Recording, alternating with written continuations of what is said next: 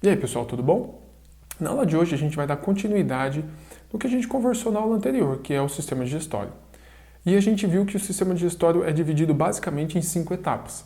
A primeira dessas etapas acontece na boca, e é onde a gente tritura, amassa e umidifica o alimento, né, que ele passa a se chamar bolo alimentar. Depois da boca, ele vai para a segunda etapa, que acontece na faringe e no esôfago. Na faringe e no esôfago é onde são iniciados os movimentos peristálticos, que são aqueles movimentos que empurram o alimento para baixo. Lembram disso? Que inclusive eles podem acontecer com você estando de ponta cabeça. O terceiro passo acontece no estômago, onde a gente tem a presença do ácido clorídrico que dissolve todo esse bolo alimentar, mas principalmente ele dissolve as proteínas. Tá? Depois de passar pela terceira etapa que acontece no estômago, a gente vai para a quarta etapa, que já entra no intestino delgado. No intestino delgado, a gente tem basicamente a bile, que é feita pelo fígado, na qual dissolve mais ainda o alimento, separando os nutrientes e fazendo com que os nutrientes entrem nas células. Lembrando que o intestino delgado tem mais ou menos aí 6 metros.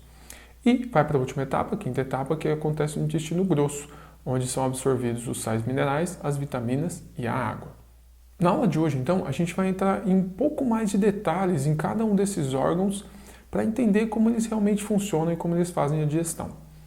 A primeira parte, a boca, a gente não vai entrar em detalhe nenhum, porque a gente já conversou tudo que a gente tinha para conversar. Lembrando que os dentes fazem o papel da trituração, a língua faz o papel de amassar e a saliva faz o papel de umidificar o alimento. E na segunda parte, pessoal, no que acontece no esôfago e na faringe, acontece uma coisa muito interessante para que a gente não morra a cada vez que a gente engole o alimento. Não sei se você já se perguntou, mas como o nosso corpo sabe para onde é para ir o ar que a gente respira e para onde é para ir o alimento que a gente engole? O que eu quero dizer com isso? A gente sabe que o ar vai para o pulmão, e que a gente vai estudar um pouco mais para frente. E a comida que a gente engole tem que dar continuidade para ir para o estômago. Mas como o meu corpo sabe para onde vai cada um? Como que ele separa isso?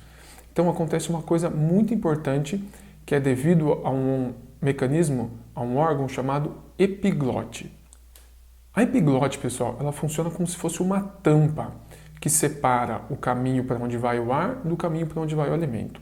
Para você perceber como a epiglote funciona, é simples. Se você colocar a mão bem de leve, não vai apertar a sua garganta. Coloca sua mão bem de leve aqui, onde termina o pescoço e começa aqui a boca, né? Se você engolir, você vai perceber que tem um pedacinho do seu pescoço que sobe. Esse pedacinho do pescoço que sobe é justamente o pedacinho que sobe para fechar esse canal. É justamente aqui a epiglote. Tá? Então, se você engolir, você percebe esse movimento, você percebe que algo é tampado. Uma coisa interessante também é que a gente não consegue respirar pelo nariz enquanto a gente engole, por mais que você tente. Isso acontece porque também no céu da boca, quando você engole, você sente uma pressão aqui no fundo da boca, que é justamente uma camada que também é fechada. Por quê? Porque senão o ar do seu nariz iria entrar junto com o alimento. E quando acontece isso, acontecem algumas coisas não muito boas para a digestão, ou às vezes você acaba até expelindo esse ar depois na forma de um arroto, né?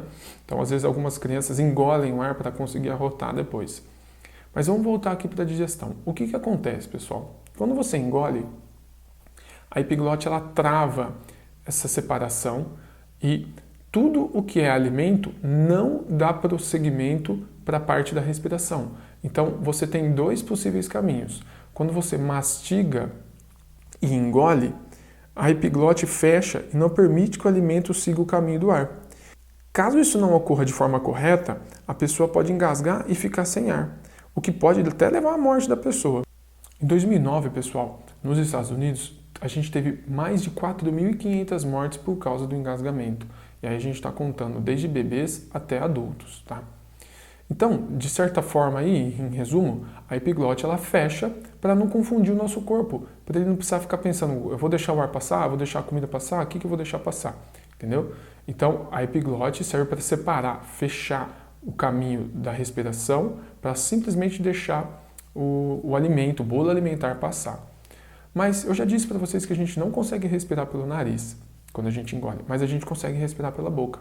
E o que acontece caso você respire pela boca.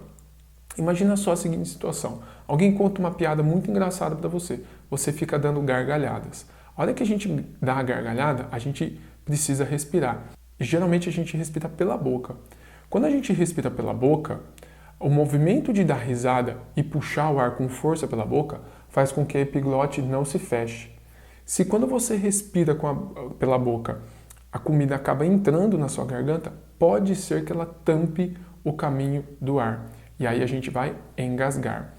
Então, pessoal, é muito importante quando você está comendo, você não ficar fazendo gracinha para alguém rir. Porque se a pessoa rir, ela vai ter que depois respirar pela boca. E quando ela respirar pela boca, pode ser que ela acabe engasgando. E o que acontece se você engasgar? O que a gente tem que fazer? Para isso eu vou mostrar alguns vídeos ensinando as técnicas que a gente tem que tomar. Primeiro com adultos, depois com bebês e depois se você estiver sozinho. O que você tem que fazer se você estiver sozinho e se engasgar? Então confere aí o que a gente tem que fazer.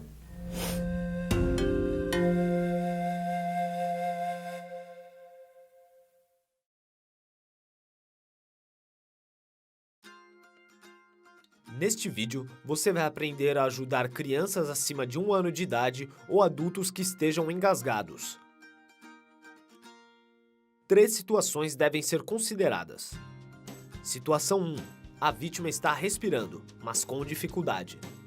Peça para a pessoa tossir e não faça mais nada. A tosse é o que há de mais eficiente nesse caso. Qualquer outra medida pode agravar a situação. Segunda situação. A vítima não está respirando, mas ainda está consciente. Apoie o peito da vítima com uma mão e incline-a para frente. Dê até 5 tapas nas costas, entre as escápulas, com a palma da mão. Se a manobra não der resultado, alterne os tapas com uma série de 5 compressões abdominais. Coloque a mão com o punho fechado no meio do abdômen da vítima, logo abaixo do externo, a junção dos ossos na parte oca do estômago. Coloque uma mão sobre a outra. Incline a vítima para frente, puxe vigorosamente para dentro e para cima. Alterne 5 tapas nas costas e 5 pressões abdominais, até que a vítima respire normalmente. Terceira situação. Nenhuma técnica acima funciona. A vítima está inconsciente e não respira. Peça ajuda ou chame os serviços de emergência e comece a ressuscitação cardiopulmonar, alternando 30 compressões torácicas com 2 ventilações ou respirações boca a boca. Se você não souber fazer a respiração boca a boca, faça apenas as compressões, mantendo um ritmo de 2 por segundo. Continue a ressuscitação sem parar até que a vítima comece a respirar normalmente ou o serviço de emergência chegue.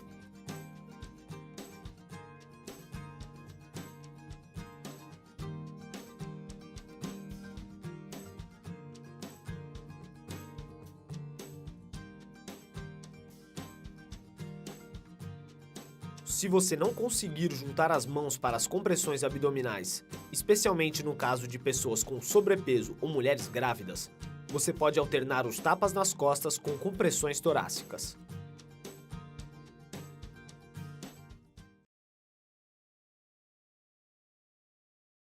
Neste vídeo, você vai aprender como agir para salvar um bebê com menos de 1 ano que esteja se engasgando. Existem 3 cenários possíveis nesse caso. Cenário 1. O bebê ainda está respirando. Apenas vigie o bebê e não faça mais nada. Nesse caso, a tosse do bebê é mais eficiente que os procedimentos de primeiros socorros.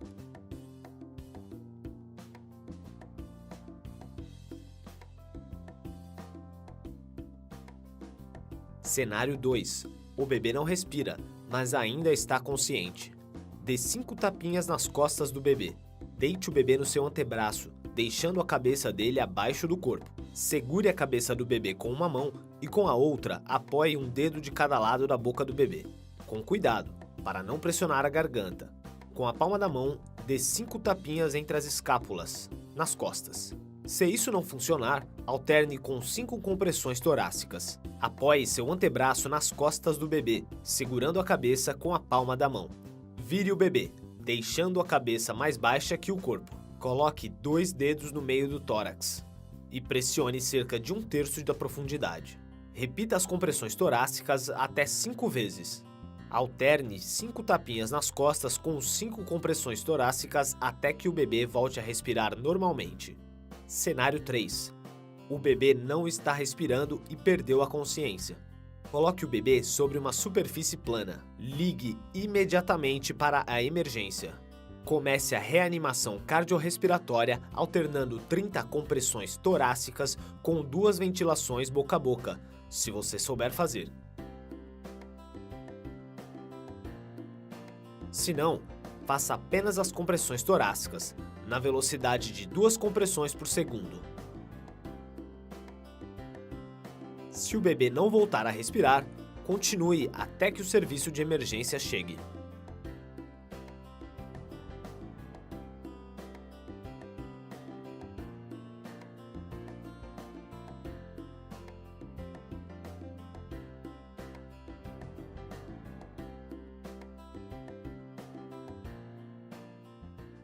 Já se a pessoa engasgada estiver sozinha em casa, é preciso manter a calma e buscar uma superfície sólida. A gente vai simular uma situação em que a vítima se engasgou em casa, sozinho, não tem ninguém para auxiliá-lo. Então ele procura algum objeto rígido, uma cadeira, o sofá, tem um parapeito, alguma coisa assim, e faz pressão interna, né, para que o objeto possa ser expelido através do ar contido no pulmão. Então ele fazendo essa pressão interna entre na região também abdominal, entre o umbigo e o diafragma, ele coloca o apoio e faz a pressão interna para tentar expulsar aquele objeto. Bom, pessoal, então a gente viu aí o que acontece quando a gente engasga e o que a gente deve fazer, tá? Então lembrando que esses vídeos aí mostraram para vocês coisas muito importantes e técnicas muito importantes que podem salvar vidas, beleza? Bom, então suponha que você aí engoliu, a epiglote funcionou direitinho, você conseguiu engolir o alimento, ele passou da faringe, do esôfago, e ele vai chegar onde? Ele vai chegar no estômago. Chegando no estômago, pessoal, de novo, a gente não vai ter nenhuma novidade aqui. Só lembrando que o ácido clorídrico vai digerir esse alimento, vai dissolver esse bolo alimentar, né? E, continuando os movimentos peristálticos, ele vai digerir principalmente a proteína e vai mandar esse bolo alimentar para onde? Para o intestino delgado. Aqui no intestino delgado, pessoal, mais 2 órgãos ajudam o processo da digestão aqui. E a gente comentou e falou sobre um deles no vídeo anterior, que era o fígado. E o fígado produz a bile, tá? Só que a gente tem também um outro órgão chamado pâncreas. O pâncreas produz o suco pancreático, que tem basicamente a mesma função da bile, que é ajudar a dissolver o bolo alimentar. Então a gente tinha conversado só sobre o fígado na aula passada, agora a gente conversa sobre o pâncreas, tá? Então, tanto o suco pancreático quanto a bile ajudam a dissolver o alimento e ajudam a diminuir esse bolo alimentar para que ele consiga entrar nas células, beleza? E aqui, pessoal, tem um fato muito interessante, que é por que a nossa barriga faz aquele barulho quando a gente está com fome ou quando a gente está comendo, aquele ronco, né? Pessoal, eu já comentei com vocês que o movimento peristáltico se inicia no esôfago e na faringe, mas ele não termina lá. Ele prossegue por toda a etapa da digestão, tá? Ele que faz o bolo alimentar e seguindo o caminho. E o que acontece em determinado momento quando o movimento peristáltico acontece no intestino delgado? A superfície do intestino delgado, ela é meio lisa, pessoal. E continuando esse movimento peristáltico, a superfície raspa uma na outra. Raspando uma na outra, a gente tem aquele barulho, aquele ronco que a gente tem no intestino delgado. Tá? Então, o ronco que a gente tem nada mais é que o movimento peristáltico fazendo um pedaço do intestino delgado raspar em outro. Tá? Isso não machuca a gente, nem danifica, tá? Porque eles são bem lisos, eles escorregam mesmo. É simplesmente um barulho, como se você estivesse raspando o seu dedo em uma superfície lisa, por exemplo, numa mesa. Tá? Então é um barulho que às vezes deixa a gente meio com vergonha, né? Mas é um barulho normal e não tem nada de errado acontecendo. O intestino delgado também possui várias subdivisões, ou seja, vários nomes para cada um dos pedaços dele. Como ele é muito grande, a gente tem várias subdivisões, mas a gente não vai entrar em detalhe aqui nesses nomes, que tem o duodeno e tem vários outros nomes complexos aí que a gente não vai estudar agora, tá? Mas é importante que você saiba que cada um dos pedaços do intestino delgado, o começo, o meio, o fim, tem uma função diferente. Mas basicamente o intestino delgado é onde a gente absorve carboidratos, lipídios e proteínas. E por fim, pessoal, a gente tem o intestino grosso. O intestino grosso também a gente não vai ver nenhuma novidade. A única coisa diferente é que a gente tem o ânus. No ânus, pessoal, é onde acontece a eliminação das fezes. É a parte final do intestino grosso e é nele que a gente elimina as fezes. Então, pessoal, essa foi a aula de hoje. Foi uma aula bem mais curta do que o normal, porque a gente simplesmente vai finalizar e passar um risco aí nessa parte dos órgãos do sistema digestório. Uma coisa importante que a gente viu hoje são as manobras e as técnicas de retirar um alimento que esteja preso nas suas vias aéreas, né? Que são os locais por onde o ar passa. Essas técnicas são muito importantes, pessoal, para que vocês saibam, e elas podem salvar vidas. Pode salvar a sua vida e pode salvar a vida de alguém que você gosta, tá? Então, pessoal, não se esqueçam de fazer os exercícios. Eu estou tendo que lembrar toda semana no grupo dos pais, porque alguns de vocês deixam para fazer na última hora. Não deixe para fazer na última hora. Pode acontecer que a plataforma dê algum problema, como já aconteceu em outra sala, o aluno não consegue fazer no último dia e aí ele vem falar para mim, eu não consegui fazer. Pessoal, eu não vou abrir exceção, não darei prazos maiores para vocês fazerem. Vocês têm 3 dias para fazer, é o tempo suficiente, tá? Então, façam os exercícios que eu deixei separado para vocês. Na lista de exercícios, tem exercícios da aula de hoje, que a gente viu hoje, e exercícios da aula passada, tá bom? Então, bons estudos, pessoal, e obrigado. Não esquece de se inscrever no canal se você não está inscrito, deixar o like aí para eu saber se vocês gostaram do vídeo, beleza? Obrigado, pessoal.